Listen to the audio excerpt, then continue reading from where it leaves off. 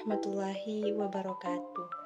Perkenalkan, saya Ransyah Putri Putu dengan NIM 2202102110 dari Program Studi Administrasi Publik Fakultas Ilmu Sosial dan Ilmu Politik Universitas Malikus Saleh. Di sini saya akan menjelaskan tentang teori kebutuhan Maslow, teori X dan Y McGregor, teori motivasi Hertzberg, dan teori hubungan manusia Likert dan Argyris. Pertama, pengertian kebutuhan Maslow. Teori hierarki kebutuhan Maslow adalah salah satu teori psikologi yang berguna untuk memicu munculnya motivasi pada seorang individu dalam memenuhi kebutuhan mereka sehari-hari. Munculnya teori hierarki kebutuhan Maslow diperkenalkan pada tahun 1943 melalui A Theory of Human Motivation melalui acara Psychological Review, bahwa secara garis besar Abraham Maslow berpendapat untuk memenuhi kebutuhan tingkat atas, seorang individu haruslah memenuhi kebutuhan tingkat bawahnya terlebih dahulu dan menggunakan keinginan tersebut sebagai hal untuk memotivasi mereka. Selanjutnya, konsep dari teori hierarki kebutuhan Maslow. Seperti yang kita pahami bahwa setiap orang mempunyai kebutuhan yang berbeda. Maslow pada tahun 1970 telah menyusun kebutuhan manusia dalam 5 tingkat yang akan dicapai menurut tingkat kepentingannya. Teori hierarki kebutuhan Maslow melihat bahwa individu yang bekerja mempunyai tahap kebutuhan dasar yang akan dicapai dalam pekerjaannya. Setiap diri manusia terdapat hierarki dari 5 kebutuhan, yaitu yang pertama fisiologis, yaitu meliputi rasa lapar, haus, berlindung, seksual, dan kebutuhan fisik lainnya. Yang kedua ada rasa aman, yaitu meliputi rasa ingin dilindungi dari bahaya fisik dan emosional. Yang ketiga ada rasa sosial, yaitu meliputi rasa kasih sayang, kepemilikan, penerimaan, dan persahabatan. Yang keempat ada penghargaan, yaitu meliputi faktor-faktor penghargaan internal seperti hormat diri, otonomi, dan faktor-faktor status pengakuan dan perhatian. Dan yang kelima ada aktualisasi diri, yaitu dorongan untuk menjadi seseorang sesuai kecakapannya, meliputi pertumbuhan dan pemenuhan diri sendiri. Selanjutnya, teori X dan Y McGregor. Ada 2 persepsi nyata mengenai manusia. Persepsi pertama pada dasarnya negatif atau yang disebut dengan teori X, dan yang kedua pada dasarnya positif yang disebut dengan teori Y. Teori X. Menurut teori X, 4 asumsi yang dimiliki oleh supervisor. Yang pertama, karyawan pada dasarnya tidak menyukai pekerjaan dan sebisa mungkin untuk menghindarinya. Yang kedua, karena karyawan tidak menyukai pekerjaan, mereka harus dipaksa, dikendalikan, atau diancam dengan hukuman untuk mencapai tujuan-tujuan. Yang ketiga, karyawan akan menghindari tanggung jawab dan mencari perintah formal bila mungkin. Dan yang keempat, ada sebagian karyawan menempatkan keamanan di atas semua faktor lain terkait pekerjaan dan menunjukkan sedikit ambisi. Yang selanjutnya, teori Y. McGregor menyebutkan 4 asumsi positif yang disebutnya sebagai: yang pertama, karyawan menganggap kerja sebagai hal yang menyenangkan, seperti halnya istirahat atau bermain. Yang kedua, karyawan akan berlatih mengendalikan diri dan emosi untuk mencapai berbagai tujuan. Yang ketiga, karyawan bersedia belajar untuk menerima bahkan mencari dan tanggung jawab. Dan yang keempat ada karyawan mampu berbuat berbagai keputusan inovatif yang diedarkan ke seluruh populasi dan bukan hanya bagi mereka yang menduduki posisi manajemen. Selanjutnya, teori motivasi Hertzberg. Ada 2 faktor dalam teori motivasi. Yang pertama, faktor Huygens, yaitu memotivasi seseorang untuk keluar dari ketidakpuasan, termasuk di dalamnya adalah hubungan antar manusia, imbalan kondisi lingkungan, dan sebagainya.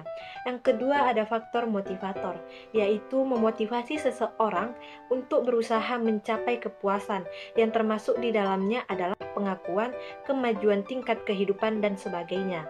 Menurut Hertzberg, untuk membuat pekerjaan gembira, faktor Huygens mesti disediakan, dan untuk pekerjaan bekerja dengan lebih kuat, faktor motivator harus disediakan. Motivator dan Huygens. Di dalam motivator terdapat tanggung jawab, pencapaian, pengiktirafan, kandungan kerja, dan pemajuan. Sedangkan di dalam higien terdapat kebijakan perusahaan, penyediaan, keadaan kerja, serta gaji. Penerapan teori dua faktor Hertzberg dalam organisasi.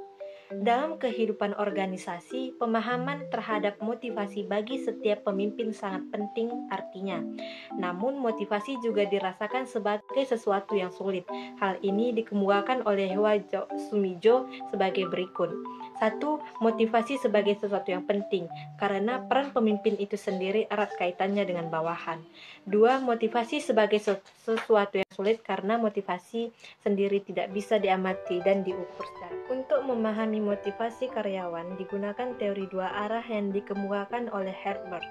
Yang pertama, teori yang dikembangkan oleh Hertzberg berlaku mikro, yaitu untuk karyawan atau pegawai pemerintah di tempat ia bekerja saja.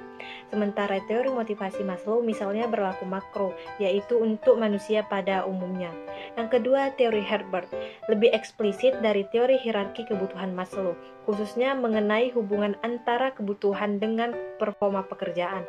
Teori ini dikemukakan oleh Friedrich Herbert pada tahun 1966 yang merupakan pengembangan teori hierarki kebutuhannya Maslow. Menurut hasil penelitian Herbert, ada 3 hal penting yang harus diperhatikan dalam memotivasi bawahan.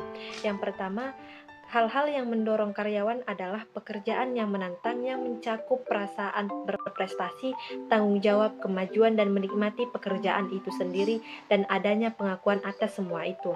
Yang kedua, hal-hal yang mengecewakan karyawan adalah terutama pada faktor yang bersifat embel-embel saja dalam pekerjaan, peraturan pekerjaan, penerangan, istirahat, dan sebagainya. Dan yang ketiga, karyawan akan kecewa bila peluang untuk berprestasi terbatas.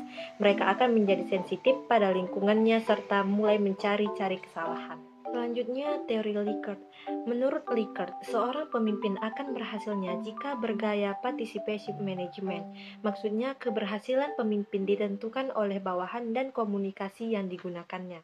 Likert membuat 4 sistem manajemen. Yang pertama, sistem eksploitatif autoritatif. Yang kedua, sistem benevolent autoritatif. Yang ketiga, sistem manajer konsultatif. Dan yang keempat, sistem partisipasif group. Teori Argyris.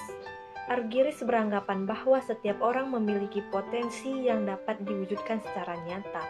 Realisasi diri atau aktualisasi diri tidak hanya menguntungkan diri sendiri, tetapi juga orang-orang yang di sekitarnya dan organisasi tempat ia bekerja.